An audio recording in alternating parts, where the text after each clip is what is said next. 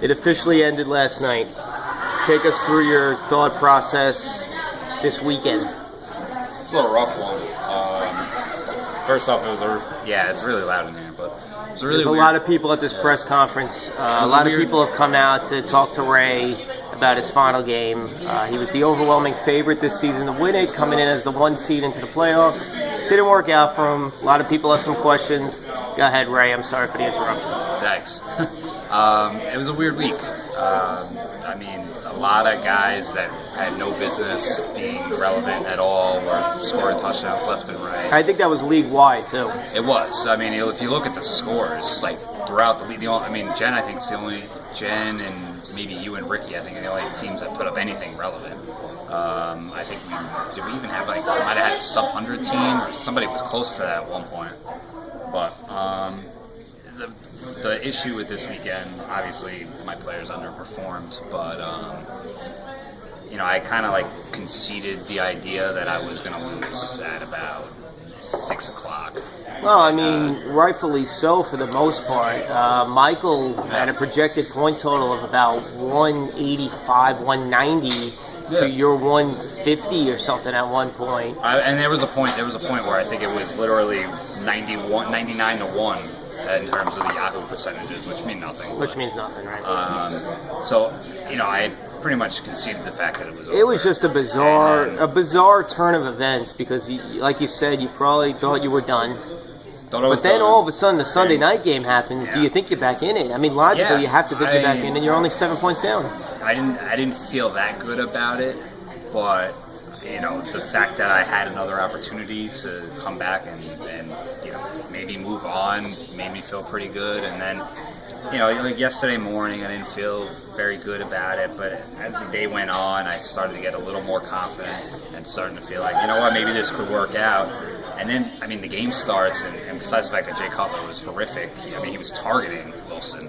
I think that Bennett didn't get a target in the first quarter. Wilson had a couple catches. The backup tight end had a catch before Bennett did. Yeah. You start feeling like, maybe this could happen. Then halftime comes, and they haven't done anything, and they look bad. They're going to throw in the second half, but I didn't feel too good about that. And then the third quarter was just bad. But then Wilson comes in and scores a touchdown 4 seconds into the fourth quarter or whatever. You're feeling good, right? I'm not feeling good yet. But I'm feeling like I got a chance now, right? And then immediately on the next play, Bennett catches the 2-point conversion. And you're like, that deflects some of the fun out of that. So was it a roller coaster for you, or was it double deflating? Did you have a double letdown? I think it was more than double. I had about 5 or 6 times that I felt like I could cue in, and 5 or 6 times where I knew it was done. So. Right, this is Matt from Moscow Times.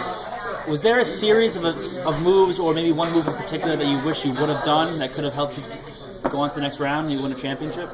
No, I put 100% into this season. I gave this league everything.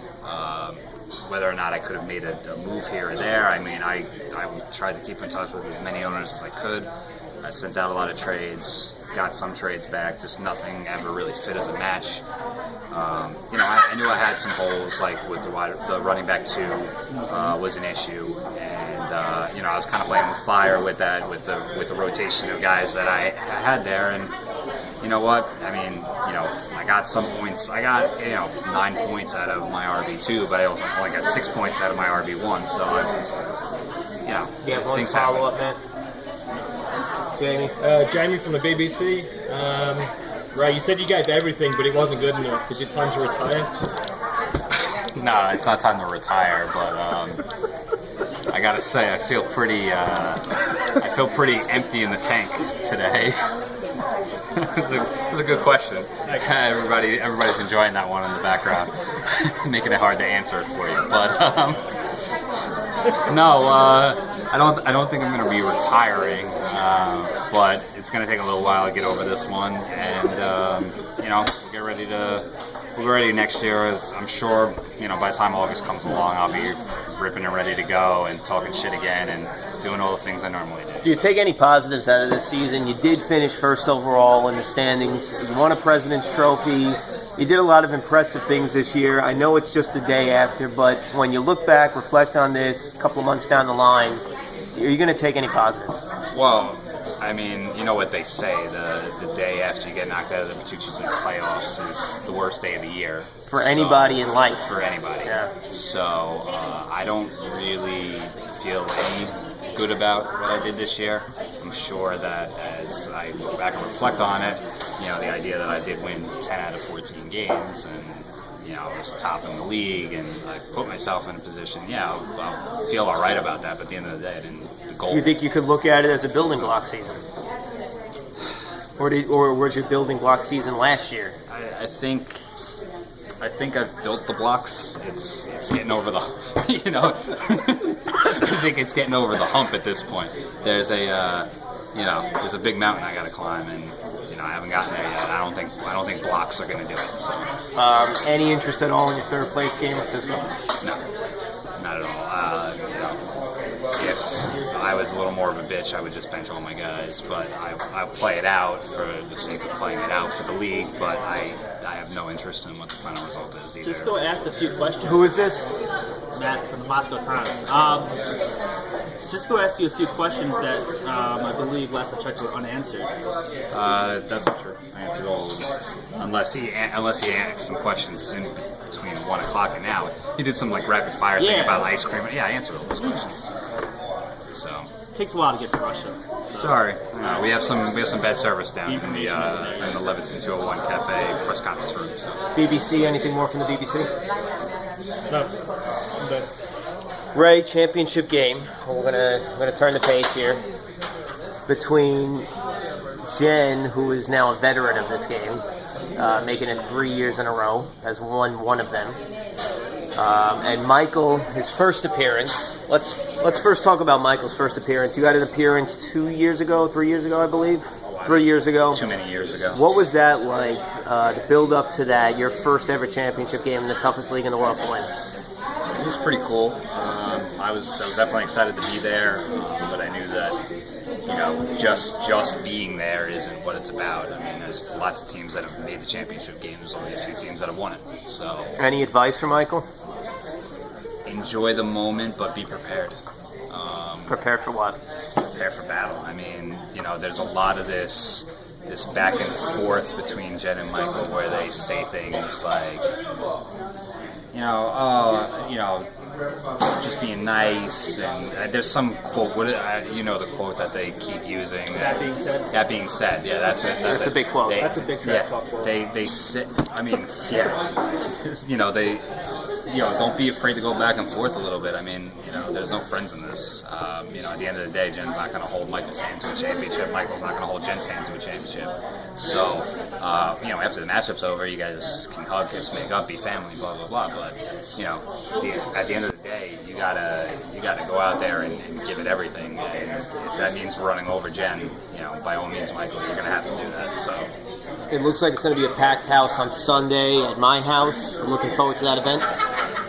Not as much now since the disappointment set in of the fact that I won't be participating. Is there any part of you that's a little bit kind of somewhat relieved that you could maybe sit back and enjoy another game? Yeah, like I said, I put everything into this season. I don't know what you're doing with the camera. Okay, I put a lot into the season, and obviously that took its toll as time went on. The time and the effort. So in some ways, there's a load off my shoulder, but then in other ways, the fact that I didn't accomplish the goal, still, the critics can still have their day and say that Ray has a title. That's where maybe one shoulder's relieved, the other shoulder's got that. So you got arthritis in one shoulder still. That's what you're saying. Yeah, it's more like a dislocated shoulder, maybe broken. So you could collarbone. pop it back in maybe at some point. Is that what you're saying? Not until I win one. Who do you got in the championship game? Haven't looked at the matchups just yet. Off the top of your head. No, I know who's playing, you asshole. I mean the individual matchups, what the lineups may look like. You have a pretty good idea. Without looking, what do you think? It could go either way. I mean, it really could. I saw that Jen doesn't have Borland this week, which is going to be an issue. Doesn't have who? Chris Borland. Matt shakes his head, but Matt traded for a linebacker that was like the way that Chris Borland has been the last few weeks. So he's been an impactful player, so that's going to hurt. She's got a lot of firepower. He's got the running backs. You got to figure that McCoy doesn't have a week like he had this week, unless he's just officially not a goal line back anymore. Maybe he's not even part of the team anymore. Yeah, maybe it's just a Chris Johnson, between the 20s, aka not really playing at all. But I don't know. But they both have strong running back cores. Michael's got some question marks at wide receiver, but I don't know. I think I could see Michael squeaking it out. Wow! I think a pick from Michael. It's either gonna be It's either one gonna of two be Jen or things. Michael? Michael's gonna squeak one out. Right. I'm not talking like down the wire 5 points, or Jen's gonna win by about 40, and by like 6 o'clock everybody's gonna know, and the Sunday night game is not even gonna matter and all that. So if you had to put a line on this game, what would your line be? Jen's the favorite. She's been there 3 years in a row. Say she's about a 8.5 point favorite. Wow, that's a blowout. That's not a blowout. 8.5 points. If you look at what the average win is in our league, 8.5 is probably low. So your pick is Jen. She would be the favorite. Yeah. So I guess I'll go with Jen. Any questions from the rest of the media? No. This is the part where we awkwardly keep the camera on you for another 20 seconds while we wait for anybody to show up at the press conference. Maybe you ask, is there any more questions? You got to drink your obligatory water. All these different things have to happen. The PR guy has to whisper in your ear something. I don't see him. He's not coming, so. And then you say, thanks, guys, and you walk away. Thanks, guys. Look forward to my end of year video coming this week.